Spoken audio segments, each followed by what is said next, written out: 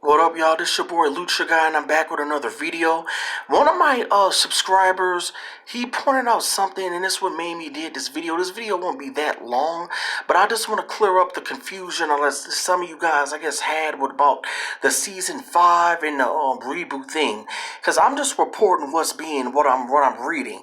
So if you guys were confused, as far as like, was the season 5 gonna be the reboot, or was it gonna be a reboot and a season 5? Like, I'm just reporting what I'm reading, but like I said, here's the article here.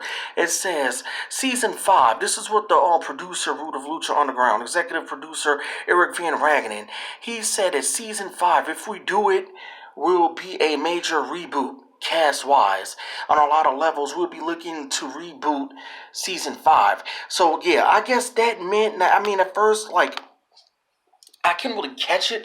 So I guess that means that if there was a season 5, there would be the reboot. But regardless, do you people think there'll be a season 5 anyway, continuing after what season 4 was? Regardless, there would have to be a reboot at this point. So it don't matter if that season 5 is going to be a reboot, or was it going to be just a season 5 and then a reboot? Regardless, whatever they would have planning, MGM at this point, it'll have to be a reboot. Because it has to be MGM, because you guys already know from what I told you anyway before that El Rey might be going out of business anyway this year, and El Rey, they're done with Lucha Underground. Plus, all the talent that filed lawsuits and all that, they had new management. The new management would want Lucha Underground back anyway. After all the drama with the lawsuits, and then El Rey act like they lost so much money trying to launch the show.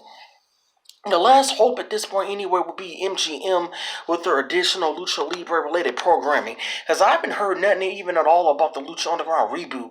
It's just more fans that was speculating that. It was rumored, I guess, somewhere that MGM could reboot it and shop it around on a different network.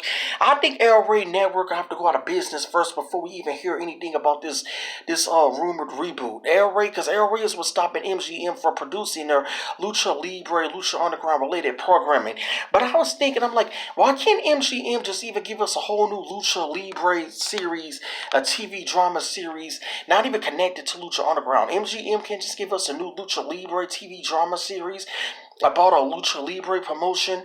Like, one thing, and they don't even gotta be connected to what Lucha Underground was. It don't gotta be connected in the same universe with gods and gauntlets and myths about ancient Aztec tribes, and it don't even gotta follow that same story arc that Lucha Underground had. And you had people in like outer space, like Cobra Moon was a queen of a planet full of reptiles. Like, that's what probably made a lot of people look at Lucha Underground sideways right there, with some of this goofiness about like Edo Star time traveling in outer space, and it's almost like Power Ranger type storylines. Like, if MGM could just even produce a whole new Lucha Libre TV drama series, not even connected to what Lucha Underground was. They could bring back a few people, yeah. I mean, where are they going to get other luchadors from? There's luchadors, I understand, it's in AAA trying to get a name. There was rumor they wanted back like Flamita, Nightclaw, and I mean, so, I mean, they could do that. They could even go to AAA for talent. Like I said, Dante Fox, I don't hear of him anywhere. The Max just a jobber on Impact. And even from my understanding, Lucha Bros are still jobbers in AEW.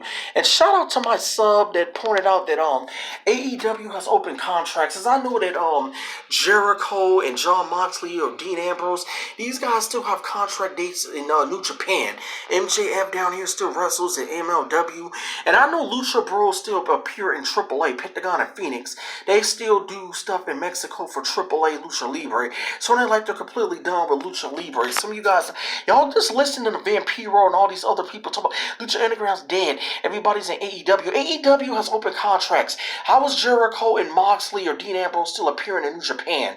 Like, some of y'all just believing in too much what Vampiro's saying. Vampiro's talking about 90% of the Lucha Underground rosters at AEW. What 90% is the guy talking about? I asked that before.